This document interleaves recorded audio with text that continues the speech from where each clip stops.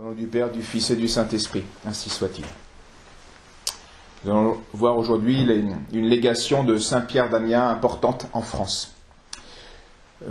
Ça a commencé donc par un synode avec le pape Alexandre à Rome en l'année Pâques 1063 avec ce fameux antipape Cadalus qui était excommunié. On a excommunié donc cet antipape. Et il y avait donc Saint Hugues, l'abbé de Cluny, qui était présent, et à la fin de ce synode, il a demandé l'aide au Saint-Évêque présent, contre son évêque, qui était l'évêque de Mâcon, qui s'appelait Drogon, donc qui est là où se trouvait dans le diocèse où se trouvait l'abbaye de Cluny. Et ce prélat, appuyé par ses collègues voisins, avait tenté d'anéantir les privilèges de l'abbaye de Cluny, les exemptions, les privilèges du pape, qui donc dépendaient directement du Saint-Siège. Et pour arriver à ses fins, cet évêque n'avait pas hésité, en l'absence de Saint Hugues, à recourir à des voies de fait avec des gendarmes. Et il avait essayé d'envahir et d'occuper l'église Saint-Mailleul, qui avait été bâtie par les moines et qui était située à peu de distance de l'abbaye. Mais ils avaient été repoussés par le grand prieur, qui s'appelait Gérald, et aussi par ses religieux, dont quelques-uns étaient d'anciens militaires, et qui s'étaient souvenus de comment il fallait se battre. Donc ils ont réussi à se défendre et à empêcher l'action de l'évêque. Donc l'évêque, ne pouvant rien faire militairement, il les a excommuniés. Voilà quel était le problème que soumet Saint Hugues. Alors les pères du synode jugent que l'affaire est compliquée et qu'il faut déléguer quelqu'un sur place pour voir ce qui se passe, faire une enquête. Et bien malgré les difficultés de l'affaire, Saint-Pierre d'Amiens a plutôt s'offrir lui-même à cela, comme légat. Donc le pape l'accrédite d'une lettre ayant autorité pour régler cette affaire. Et donc une lettre auprès de l'archevêque de Reims, de Sens, de Tours, de Bourges et de Bordeaux. Donc on voit que l'affaire est nationale et très délicate. Il va donc devoir se rendre à pied, et malgré le passage des Alpes, qui était compliqué à l'époque, la neige, son âge aussi, il commence à vieillir, puis les souffrances qu'il éprouvait pour monter à cheval, cela ne va pas l'empêcher, dans la mesure du possible, de mener sa vie de moine qu'il menait au monastère. Donc il continue à porter ses chaînes de fer, instrument de pénitence. Il priait, jeûnait, veillait, observait le silence, comme s'il avait été au monastère. Ça paraît peut-être anodin, mais cela révèle une très grande vertu. Et tous, nous avons déjà constaté qu'il nous est beaucoup plus difficile d'être réguliers lorsque nous sommes en voyage ou chez quelqu'un. C'est un fait d'expérience. Et garder la régularité de sa vie monastique dans de telles conditions manifeste une force d'âme évidemment héroïque. Un de ses compagnons, un moine italien, l'a accompagné et nous a laissé un récit de cette légation. Donc il arrive d'abord à Cluny, et la première impression, le Cluny à l'époque c'est quelque chose de grand, même si c'est les débuts de Cluny, c'est pas le Cluny dans son apothéose, mais Cluny sera la plus grande église jamais construite de la chrétienté. Et puis son organisation, c'était d'être assez merveilleux. Et donc la première impression de notre saint, a été une agréable surprise, d'abord de voir la beauté des édifices, évidemment, mais surtout aussi la régularité des religieux. Mais habitué à un genre de vie tout différent et plus austère, lui, on l'a vu, c'était la discipline, les pénitences, les génuflexions avaient une grande importance dans sa vie monastique. Il va s'inquiéter de l'abondance des richesses de l'abbaye, et aussi de la nourriture qui, selon lui, est trop copieuse à son sens, qui était servie aux moines. Alors il reconnaît pourtant que les moines qui observent cette règle sont sur la voie du ciel, mais il va confier pourtant à l'abbé un conseil. Il juge que si les moines étaient plus mortifiés à l'observance, s'ils se privaient plus de graisse, par exemple 2 fois de plus par semaine, ils seraient des saints accomplis, des anachorètes accomplis, des modèles.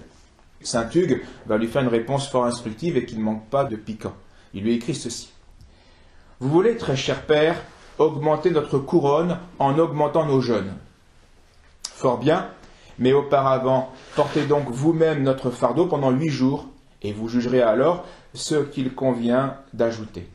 Car enfin, vous ne pouvez pas dire ce que manque de sel à un mets avant d'y avoir goûté. De même, vous ne pouvez apprécier le poids que portent nos frères si vous n'y mettez au moins le petit doigt. » Donc on commence par vivre ce qu'on vit. Alors Damien va accepter le conseil, et après expérience faite, il va trouver le poids au-dessus de ses forces. Et donc il va cesser ses conseils indiscrets. Et c'est une belle leçon à la fois de Saint Hugues, de fermeté. ne se laisse pas impressionner, malgré l'autorité, malgré la sainteté de ce saint. C'est pas parce que son conseil n'est peut-être pas judicieux. Il ne l'était pas. Et saint Hugues le lui dit, tout simplement, avec charité. Et saint Pierre d'Amiens aussi reçoit cette selon l'humilité. Il a essayé, il a vu, et il s'est trompé. Voilà. Retenons cela parce que ne cherchons pas à imposer aux autres nos coutumes ou nos habitudes. Et surtout aussi, mêlons-nous de nos affaires et ne cherchons pas à régler les affaires qui ne sont pas notre ressort, dont on n'a pas charge. Saint Pierre d'Amiens était venu là pour un problème précis de délégation. Pas faire une enquête canonique sur la vie de Cluny. C'était pas son ressort. Il pouvait émettre des idées. Donc dès son arrivée en France, il va s'occuper donc de réunir, de ce pourquoi il est là, donc de réunir tous les évêques en un synode qui aura lieu à Chalon-sur-Saône. Et pour être sûr que tout le monde soit là, vu l'importance, il ne faut pas que personne se défile, il y a menace d'excommunication pour tout évêque qui ne se rendra pas au synode. Donc présence obligatoire. Et il laisse le temps justement de plusieurs semaines pour qu'il n'y ait pas d'échappatoire possible. Donc il a du temps libre, il va en profiter pour se rendre à Limoges et remettre de l'ordre dans un monastère, Saint-Martial, qui était depuis 30 années livré, les maux de l'époque, au désordre et à la simodie. Il règle les problèmes. Au retour de Limoges, il passe par Souvigny, près de Moulins, en Auvergne, où reposent justement les fondateurs de Cluny, Saint-Mailleul et Saint-Odilon. Puis, de Souvigny, il se rend directement à Chalon pour le synode qu'il a convoqué. Et l'évêque de Mâcon ne pouvait pas se défaire, il est là, il est présent. Tous les pères donc, du synode, sauf l'archevêque de Besançon, étaient hostiles à l'abbaye de Cluny.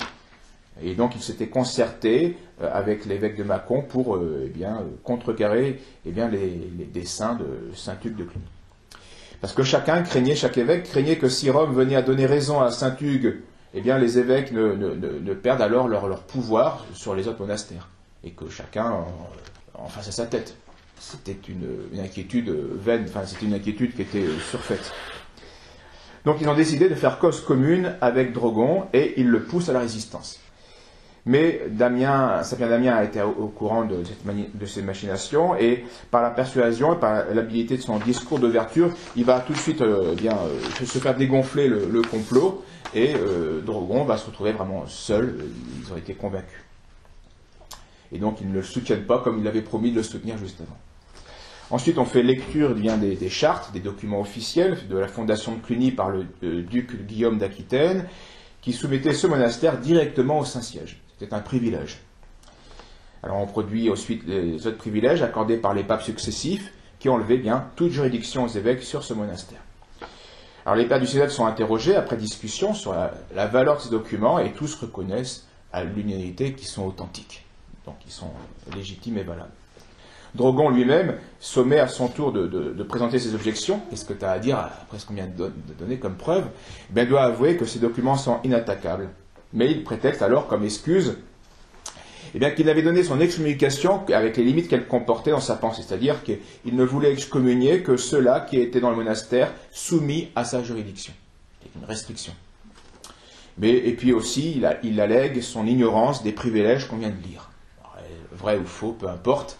En tout cas, il fait profil bas. Voilà. Il reconnaît qu'il a tort. Alors l'Assemblée décide qu'il devait jurer sur les saints évangiles avoir agi sous l'empire de la colère. Donc il a fait une faute. Quand un évêque est coléreux, ça a des conséquences. Et donc c'est une faute assez importante, malgré tout. Il a mis le désordre dans l'Église.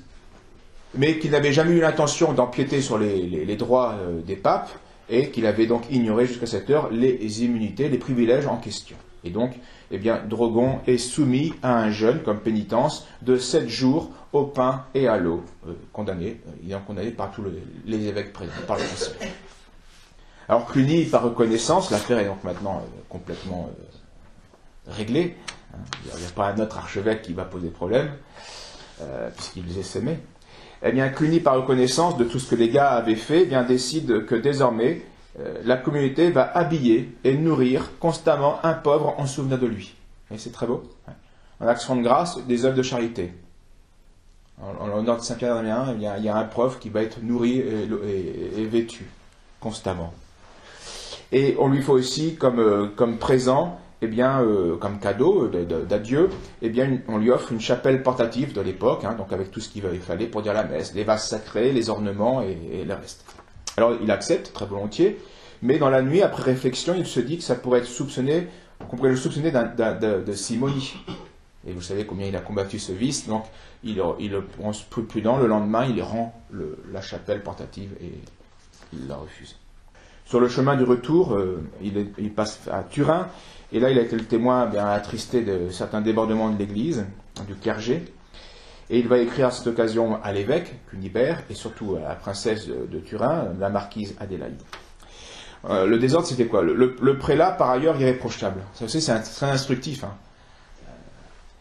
Il était chaste, il était vertueux, voilà. Quant à lui-même. Mais il manquait de force dans le gouvernement de son Église. Donc ce prélat, eh bien, tolérait que ses clercs, quelques ordres qui lui appartinssent, eh bien, prissent des femmes. C'était les malheurs de l'époque. Donc l'évêque avait beau être personnellement irréprochable, même austère, eh bien, une telle faiblesse était bien sûr incompatible avec sa charge, avec sa dignité d'évêque. Il devait, et il n'avait pas le courage de... Donc en fait, sa vertu n'était pas une vraie vertu. Il manquait quelque chose. D'ailleurs, un peu plus tard, le pape Grégoire VII va le démettre de ses fonctions. Il n'arrivera pas. Malgré sa vertu personnelle, il n'arrivera pas à faire son devoir d'évêque. Et ça, c'est instructif pour nous. Vous voyez, il ne suffit pas à un père ou à un chef d'être personnellement bon pour être un bon père ou un bon chef. C'est plus que ça. On doit encore être juste.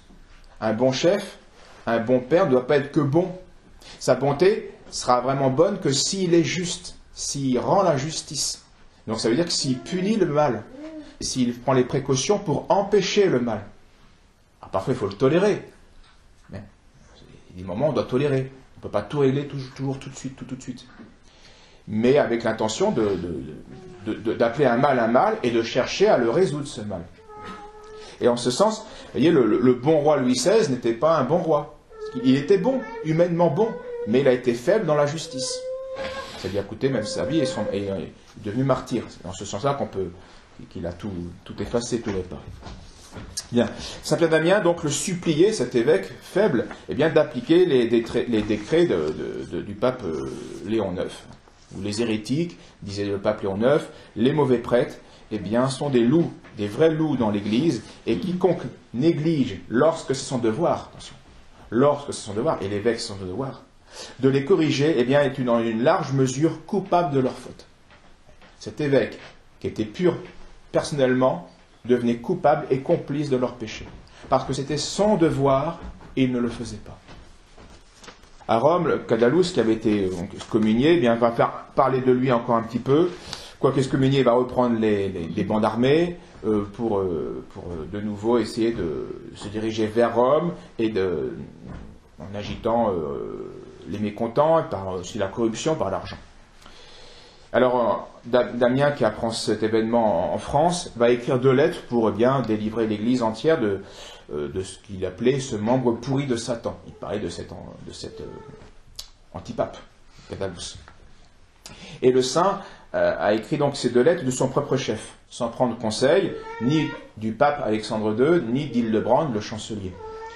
Et ça va être une initiative malheureuse. Il fait une erreur. Et donc fautive. C'est un bon sentiment, d'accord, comme beaucoup de fautes, mais c'était désordonné. Il fallait d'abord qu'il consulte ceux qui étaient les principaux intéressés, donc le pape. Et donc, il croyait bien faire, il va écrire des lettres pour réclamer une nouvelle décision du roi de Germanie contre l'antipape et en faveur d'Alexandre II. Mais alors que ces droits avaient déjà été solennellement reconnus. Donc en fait, c'était juste une agitation de Cadalus, mais il n'y avait pas besoin de relancer en plus de manière indue l'empereur pour ce qui avait déjà été réglé. Donc ça mettait dans une impasse le pape et même ça remuait des difficultés pour rien. Donc ça va être une démarche imprudente auprès donc de l'archevêque de Cologne qui était réprouvable et qui sera réprouvé par Alexandre II et Hildebrand. Ils vont dans une lettre blâmer Saint Pierre d'Amiens de les avoir mis dans une situation dangereuse. Et là encore, c'est une bonne leçon pour nous. Voyez, un saint peut faire des erreurs, des maladresses. Un saint ne sait pas tout sur tout. Un saint n'est pas saint en tout. C'est pas vrai. Et Damien leur fera même une réponse qui, on le voit, il a du mal à encaisser le blâme. Il va être un peu ironique. Bon, ce schisme de Cadalus va être contenu, affaibli, et puis il disparaîtra vraiment avec la mort de l'intéressé quelques années plus tard. Concluons par un petit traité qui a été demandé par le pape Alexandre II à Saint-Pierre d'Amiens, qui était intitulé, donc ce pape se demandait pourquoi, on l'a vu, hein, les papes n'arrivent pas à durer, ça dure quelques mois, quelques semaines, mais certains, puis le mieux c'est 4-5 ans. Vraiment c'est très bref comme pontificat. Et pourquoi demande le pape à Saint-Pierre d'Amiens. Et il va répondre un traité intitulé « De la brièveté de la vie des pontifes romains et de la providence ». Et en substance, eh bien, il leur écrit que la vie des papes était si courte, eh bien, afin que, il y voit une raison morale, hein. Dieu, dit-il, permet cela pour inspirer plus fortement aux hommes la crainte de la mort. Le pape, c'est vrai, surtout à l'époque où, dans la chrétienté, où on reconnaissait et on honorait cette fonction, c'est la plus haute autorité sur terre. C'est la plus haute autorité sur terre. Et donc, il est dangereux à un homme misérable, parce que les hommes sont misérables, d'être élevé. On voit bien, plus un homme est élevé, plus il doit s'humilier, en fait, pour bien accomplir sa charge. Et pour bien s'humilier, il faut donc mépriser les honneurs humains que l'on reçoit à cause de notre charge. Il faut donc méditer sur la brièveté de la vie. Et donc, on l'a vu, même certains cardinaux refusaient d'être pape parce qu'ils savaient très bien que, vu l'époque, être pape, c'est être mort dans 2-3 ans. Certains étaient même empoisonnés, donc ils n'avaient pas envie. Donc, on fait attention avant d'accepter les charges et les honneurs, parce qu'il y aura de graves devoirs et aussi parce que la vie est brève. Et donc, cette brièveté de la vie nous fait comprendre l'importance du temps. Le temps n'est pas à perdre, n'est pas à gaspiller. Et donc, la brièveté de la vie va nous pousser aussi, si on la médite bien, eh bien, à avoir un plus grand zèle à faire son devoir. Surtout quand il est difficile, surtout quand dont on sait très bien qu'il y aura ça va être porter une croix, il y aura un combat, il y aura des oppositions. Et donc, cette brièveté de la vie, eh bien, nous aide à être prêt aussi, à être prêt maintenant puisque la vie est brève.